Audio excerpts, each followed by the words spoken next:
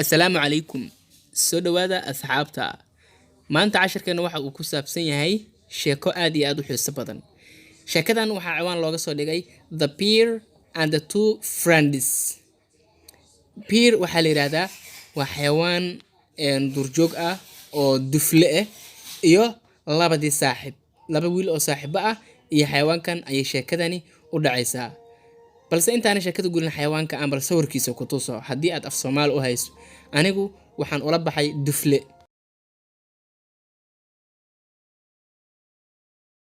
Waxaan filayaa inaad aragtay xayawaankii. Haddaba sheekadan ayaa ciwaan looga soo dhigay biirkaas aad hadda arkaysay iyo laba saaxiib. One is two friends. One is mar ayaa two friends laba saaxiib were walking waxa ay ku socdaaleen through the forest iyagoo dhex marayo kaymaha ayay socdaaleen. Through iyagoo mar dhex marayo the forest kaymaha.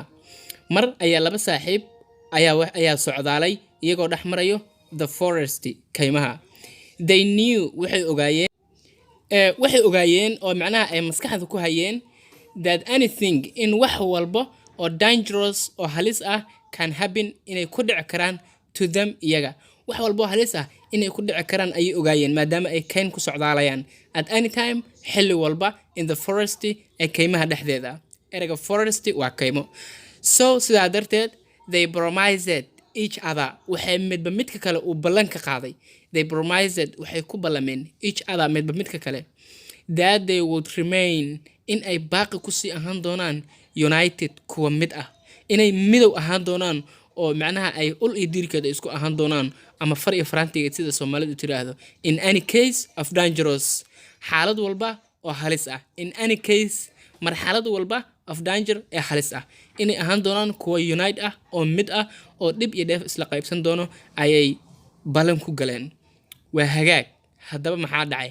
Suddenly si lama filaan ah they saw waxay arkeen a large bear approaching. a large bear dufle aad u ballaaran, dufle weyn oo large ah approaching oo ku soo dhow dam iyaga. bahalkii hadaaya aan sawirkiisa hore u soo arkaynay bahalkaas oo iyaga ku soo socda ayay arkeen. kadib maxaa dhacay? Suddenly they saw large bear approaching them. lama filaan ah waxay arkeen dufle weyn oo ku soo dhow iyaga. One of the friends mid ka mid ah saaxiibadii at once climbed hal mar ayuu wuxuu fuulay a nearby tree geedka agdhawaa oo meesha agteeda ku yaalay. but laakiin the other one midkii kale did not know ma uusan aqoonin how to climb sida loo fuulo geedaha maba yaqaanaba. so sidaa darteed being led by his common sense wuxuu noqday mid ay hogaamiso by his common sense dareenkiisa guud. macnaha qofka dareenkiisa ayaa hogaaminayo. qofka wax niyadiisa ku soo dhaco ayuu samaynayaa. marka wiil aad u caqli badan ayuu ahaa maadaama uu saaxiibkiis geedka ka fuulay isna si uu u badbaado wuxuu u sameeyay he lay down wuxuu isku tuuray ama uu isdhigay. lay down waxaa la yiraahdaa inaad dhulka isdhigtid. wuxuu isdhigay on the ground dhulka ayuu isdhigay breathless isagoo neefsanayn. breath oo neef ah less markii lagu daro waa neef la'aan. isagoo neefsanayn pretending iskana dhigaya to be a dead man nin dhintay.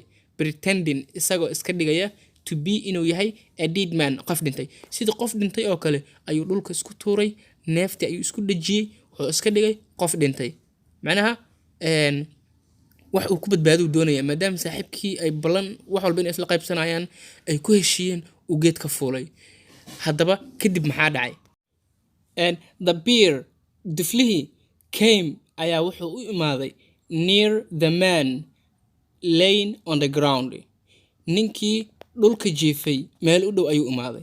near meel u dhow the man laying on the ground. the man ninkii laying yaalay on the ground dhulka dushiisa. ninkii dhulka dushiisa yaalay ayuu imaaday duflihii. it smelled wuu carfiyay macnaha dhagaha ayuu in his ears dhagihiisa. ninkii dhagihiisa ayuu carfiyay and slowly si tartiib ahna left the place goobtii ayuu uga tagay the place goobtii. dhagaha ayuu ka ururiyay kadibna si tartiib ayuu iskaga baxay. wuxuu u maleeyay inuu dhintay oo wax dhintay ayuu u maleeyay because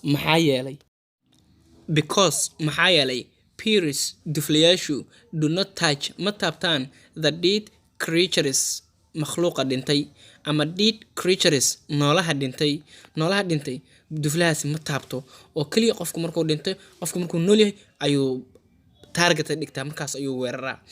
Now hadda the friend on the tree saaxiibkii geedka dushiisa saarnaa macnaha wiilkii hadaayay geedka korka ka fuulay ayaa came down hoos imaaday and asked his friend wuxuuna weydiiyey saaxiibkiis on the ground ee dhulka joogay saaxiibkii dhulka uu uga tagay ayuu intuu yimiday ayuu su-aashan weydiiyey friend saaxiib what did the bear maxaabay dufluhu tell you kuugu sheegtay into your ears dhagaha maxay kuugu sheegtay ayuu yiri ilaan haday markuu geedka kor saarnaa ayuu kor ka fiirsanayay ninkaan qof dhinta iska dhigay ee dhagaha laga ururinayo macnaha wiilkan naftiisa ayuu ku badbaadsanayay balkana wuxuu u maleeyaa in dhigta wax loogu sheegay hadaba jawaabtii ugu habooneed ayuu farta ka saaray wuxuuna ku yiri the other friend saaxiibkii kale ayaa replied ku jawaabay hadalkii waxaa looga jawaabay marka uu dhahayay dhigta maxay kuugu sheegtay markaas wuxuu leeyahay the bear dufluhu advised me wuxuu igula taliyay not to believe inaan aaminin a false friend saaxiibka falsada ah ee beenta ah wow xaqiiqdii si jawaab cajiib ah ayuu siiyey waxba ma uusan kuwaanin beerku wiilkan laakiin wiilkan ayaa iska dhigay wax dhintay kadib dhigta ayaa laga ururiyay sida darteed macnaha isagoo qof wiilkan inuu runta u sheego doonay ayuu ku yiri beerku hadaay dhigta markii iga ururinaysay hadal ay igu sheegayso ahaa not to believe a false friend inaanan aaminin saaxiibka beenta ah maxaa yeelay hadaay ay waxay ku soo balameen in xaalad walba oo halis ah in ay ahaan doonaan kuwa united ah kuwa midaysan oo dib iyo dheef walba isla qaybsan doono. Moral of the story hadaba maxay tahay dulucda sheekadu true friend saaxiibka runta ah is the one waa midka who always kaasoo had iyo jeer supports ku taageero ku caawiyo and stands